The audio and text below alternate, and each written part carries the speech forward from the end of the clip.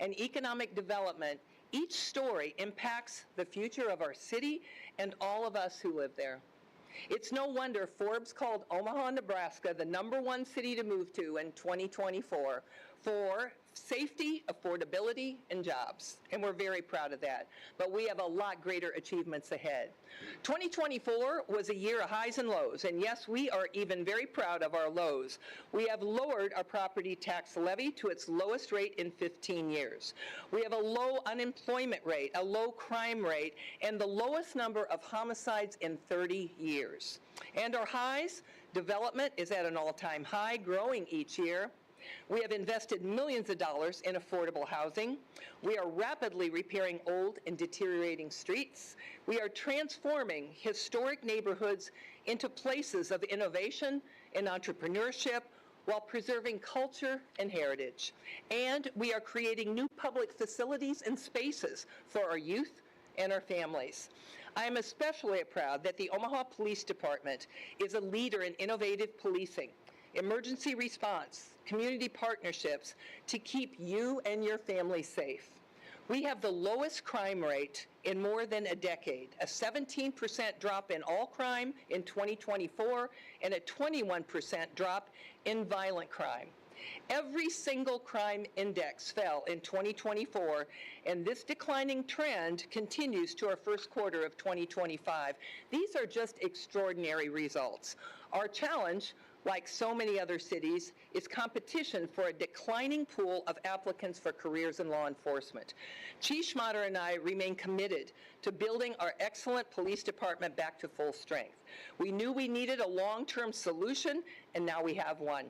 I have offered the Omaha Police Officers Association another pay increase that guarantees that they will always be the highest paid in the state of Nebraska.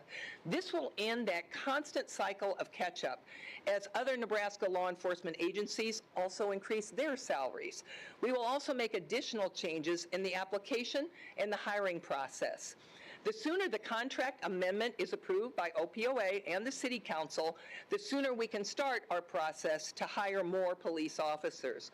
Once approved, I will have increased police officer pay by $21 million in a 3-year period from 2024 to 2026. This is an unprecedented commitment to our police officers. As we build our nationally certified police department back to its budgeted strength, Chief Schmatter and his command staff have implemented new strategies for officers to take and respond for police reports and monitor and investigate public safety threats. Through each innovation and management, the recruiting challenge has not jeopardized our excellent role or our excellent record of public safety, and we're very proud of that. We are also always looking ahead. The rapid redevelopment in our urban core requires an even greater emphasis on public safety. So we will add a new police precinct, which is our 6th police precinct in downtown Omaha, which will also include a fire station. The City Council recently approved the purchase of land near 180th and Fort to build a new fire station, and that will be our 25th to serve the growing northwest Omaha neighborhoods. Along with continued implementation of our fire apparatus replacement plan, our firefighters will always have the best equipment possible for emergency response and for firefighter safety. Reducing your tax burden has always been my pledge, and I understand the frustration of high Nebraska property taxes. Property tax consumes way too much of every family's budget. Our ability to retain and attract businesses and industry to the metropolitan area is greatly affected by Nebraska's tax structure and competitive standing with neighboring states. I have reduced Omaha's property tax levy since I have been mayor 5 times, nearly 12%. Our levy now is the lowest it's been since 2010. However, every time the county assessor increases the value of your property, your taxes go up. Even with our 5 levy reductions, many taxpayers do not benefit because the valuation increases have been so significant. Through aggressive annexation in suburban areas, we have increased density in our urban core. We are increasing our tax base so we can continue to reduce the levy, and other taxing entities can do the same. The shape of the city of Omaha now is in excellent financial shape. Our bond rating is very high. Our savings accounts are strong. Annual audits show our financial statements accurately reflect the strength of the city of Omaha's finances. We are spending your money, and we do not take that responsibility lightly. This month, we learned that our 8-county metro population just topped 1 million. This is another great selling point to attract young professionals to Omaha and keep them here. So how do we do that? It's good paying jobs, job training, great schools, transit options for all types of commuters, affordable cost of living, entertainment, arts, culture, sports venues, high-quality public spaces for leisure, and also a very safe city. Brian and Lee Mueller are here today, and they moved to Omaha from Boston with their young family in 2018. The Muellers are entrepreneurs and small business owners. He has a sales and technology consulting company, and she runs their real estate development company. So why Omaha? Our rankings as a top 10 city for young professionals, top 10 for small businesses, top 10 for tech talent, certainly create and get a lot of headlines. Brian and Lee kept finding Omaha on their own top 10 list. They are particularly drawn to the big city attributes of Omaha's urban core: density, walkability, and momentum. They will start construction this summer on their first new construction project, which is a 38-unit multifamily building just 1 block from the streetcar. They see the streetcar as a sign of Omaha's long-term stability, and it's a city that they want to invest in. When their friends and family still ask why Omaha, they are quick to point out, we are Forbes' #1 city in the country to move to.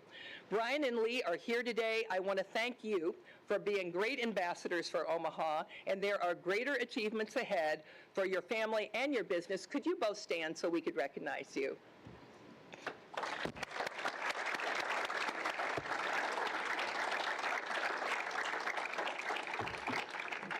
Thank you for being here today, and thank you for being in Omaha. After the College World Series last summer, I received a message from a Texas Aggie baseball fan who came to Omaha for the first time, and he wrote this to me. It was our first visit to the city, and it exceeded our expectations. Omaha was clean, modern, and packed with amenities that you would expect from a much larger city. We're already planning to come back next year to explore and enjoy everything Omaha has to offer. Omaha is a big city, and big cities do big things. Our new central library at 72nd and Dodge will open in April. In the urban core, we are expanding the CHI Convention Center and Arena to attract bigger conventions and meetings. More people will visit Omaha, and more people will be spending money here, and that's good for our tourism industry, and it's good for our economy. The Baby Bob pedestrian bridge connects the riverfront and Council Bluffs to 10th Street right in front of Charles Schwab Stadium, creating greater access to transit, an expanded trail network, and also for safety for pedestrians and cyclists. Next year, Omaha Performing Arts will open the Tenaska Center for Arts Engagement, joining Steelhouse Omaha and the Orpheum Theater. The Children's Museum will begin construction of its new building on the riverfront. Our beautiful riverfront parks are getting national attention and awards for design excellence in entertainment and activities that make this space a destination. More than 5 million people have visited our riverfront parks so far. The expansion and modernization of Epley Airfield complements our city's growth. The University of Nebraska Medical Center and Creighton University are expanding their urban core campuses. Creighton's partnership in momentum is tremendous, especially its investments in the urban core.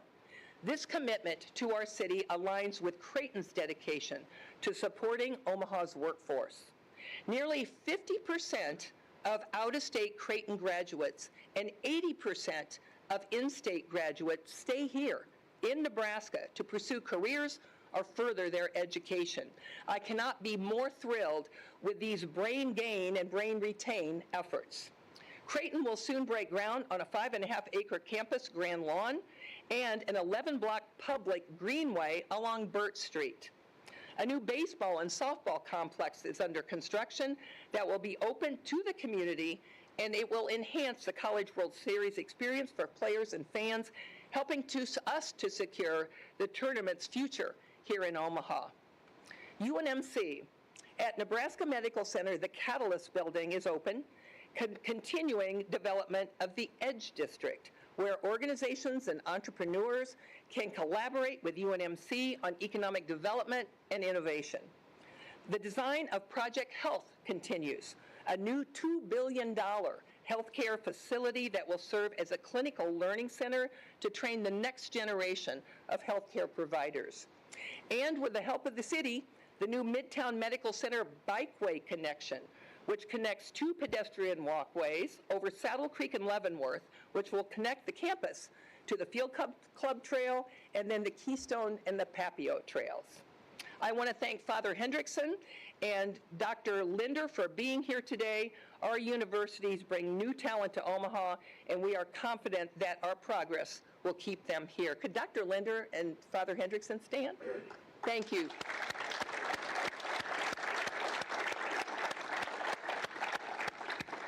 Now, they're not sitting on both sides of the edge of the line there for a reason. They get along really well. But our great institutions and entertainment venues will be connected by the streetcar, creating, billions of dollars in high-value development, which leads to more jobs, business, and affordable housing.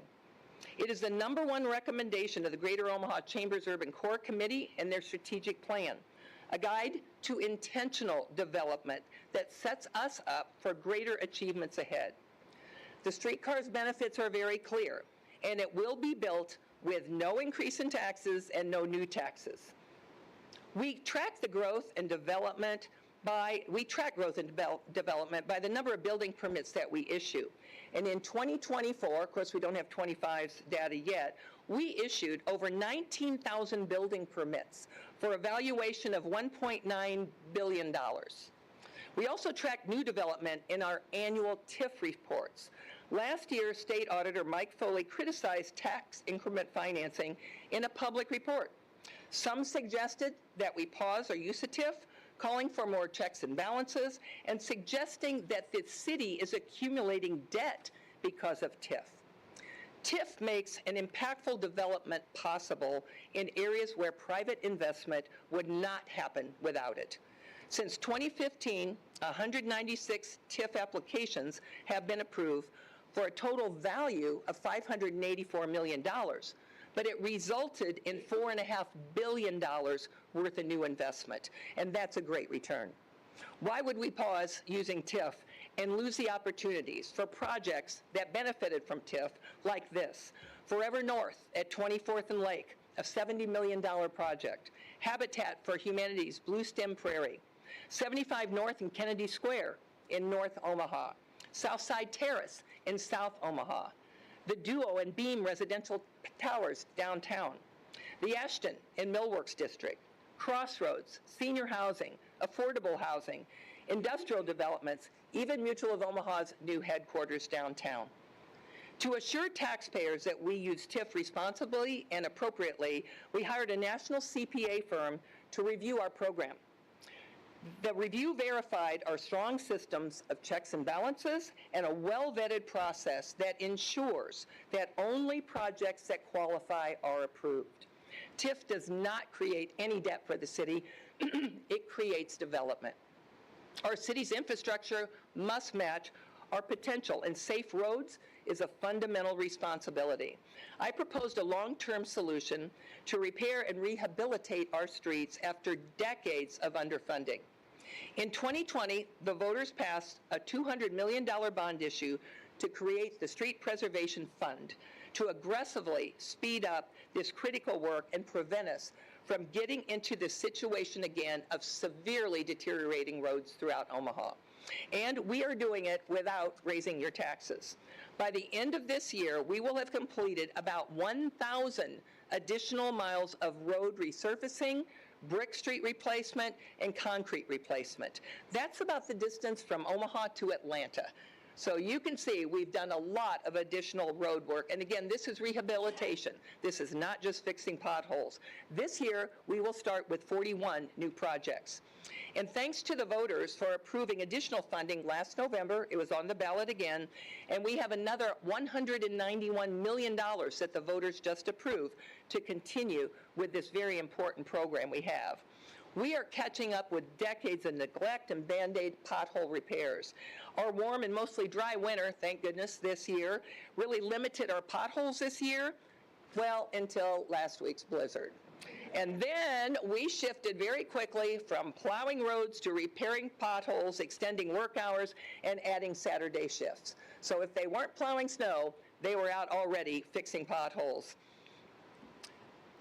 Please, if you see a pothole, please report it to the mayor's hotline. It's 444-5555. I use the hotline too when I see a pothole. And if you have already made a report, I'll just guarantee we're on the way. To further and more quickly address affordable housing, our largest commitment of funds from the American Rescue Plan Act, or ARPA, was to affordable housing and a partnership with Front Porch Investments. Front Porch recently called the city's contribution unprecedented. We committed $20 million. Philanthropic donations provided another $20 million, creating the Development and Preservation Fund. We have awarded $33 million, creating more than 1,500 new affordable housing units just through this program. It has brought new developers to the table, including some developers who previously could not build affordable housing. Our important role is to increase the number of units by making affordable housing affordable for developers to build and increasing availability. We are implementing our Housing and Affordability Action Plan to increase all types of housing, preserve existing affordable housing, and to ensure that all parts of the city have affordable housing.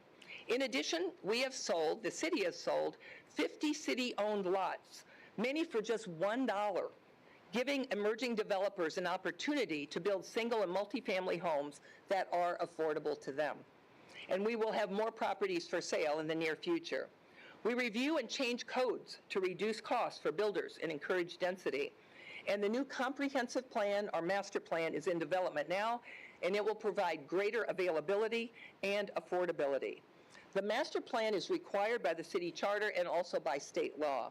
It outlines a long-term vision and goals for the development and growth of the city. Our current plan was adopted in 1997, so a lot has changed since then, so it's time that we revise the city's master plan. The new plan will shape Omaha's built environment into a place that welcomes and grows innovation, builds livable, healthy neighborhoods, and also supports a resilient economy. Thousands of citizens have already provided input, and there will be a lot more opportunities to get involved. What could be more intentional than a public process to develop a vision for the next generation? The lack of affordable housing is often one of the reasons that people and family become unsheltered. Each year, the Department of Housing and Urban Development, or HUD, requires the point-in-time count, which is a census of persons who are homeless. It includes 3 counties. It includes Douglas, Sarpy, and Potawatomi. In the last 11 years, from 2013 to 2024, the point-in-time count has remained stable, showing the homeless population in the 3-county area is less than 1% of our total population.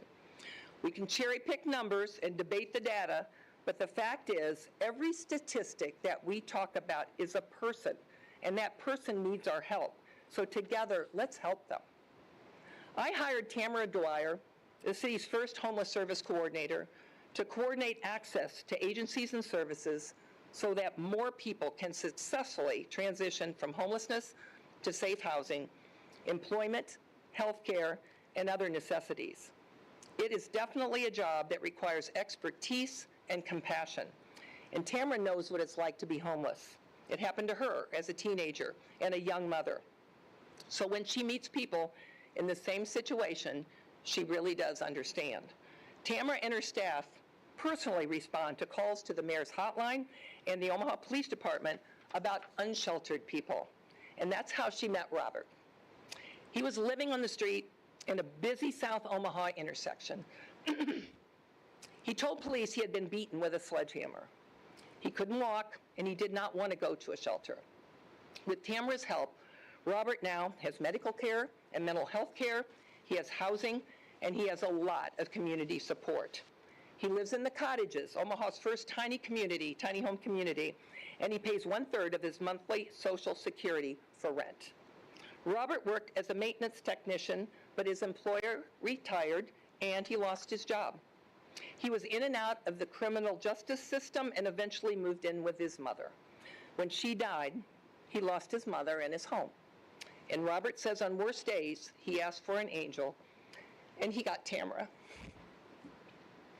Robert, thank you for being here today. Robert's here today.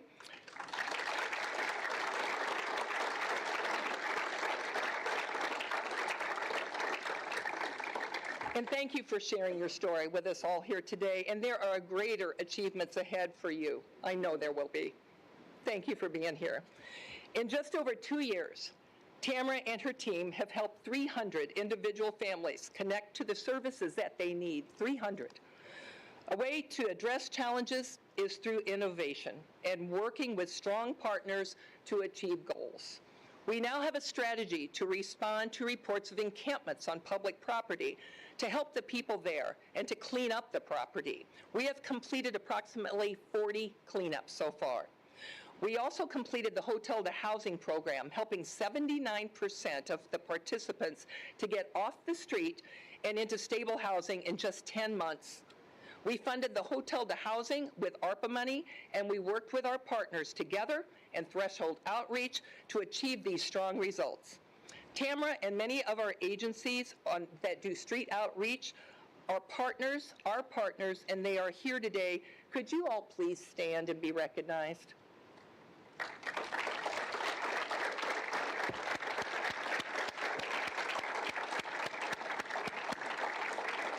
Right there. Thank you all so much for the work that you do. And Tamara, I have to point her out because you don't know which one she is. She's right there. Thank you so much for your work. And Kurt, she's so busy, we let her hire an assistant, and Kurt's here. Is Kurt here? He doesn't like to be recognized, but Kurt's here too. Kurt is out on the street. I think both of them know every encampment and every person's name in the city, but thank you so much. I really appreciate it. And I got to tell you this, all of these folks that work in street outreach, that work is very personal to them. It should never be political. So thank you again. We have greater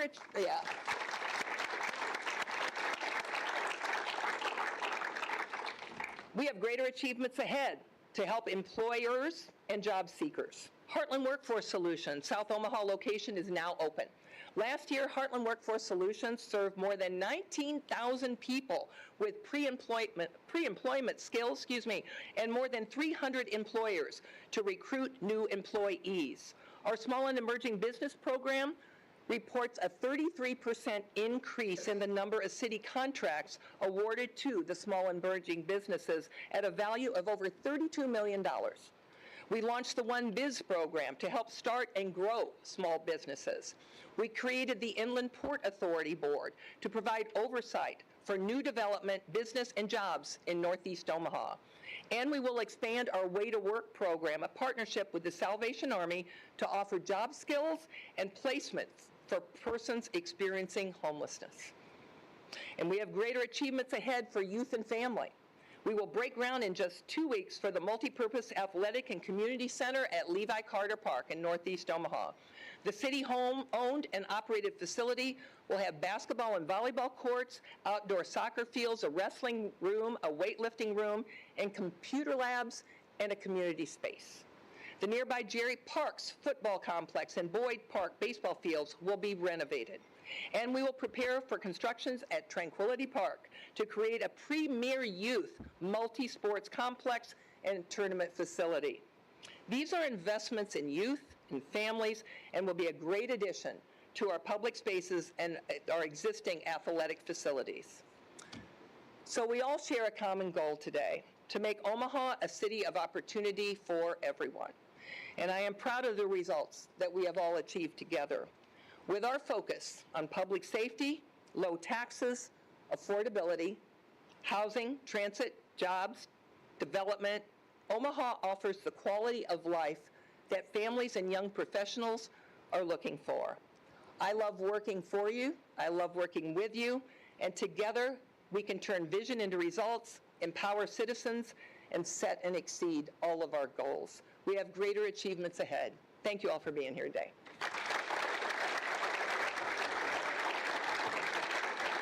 Thank you.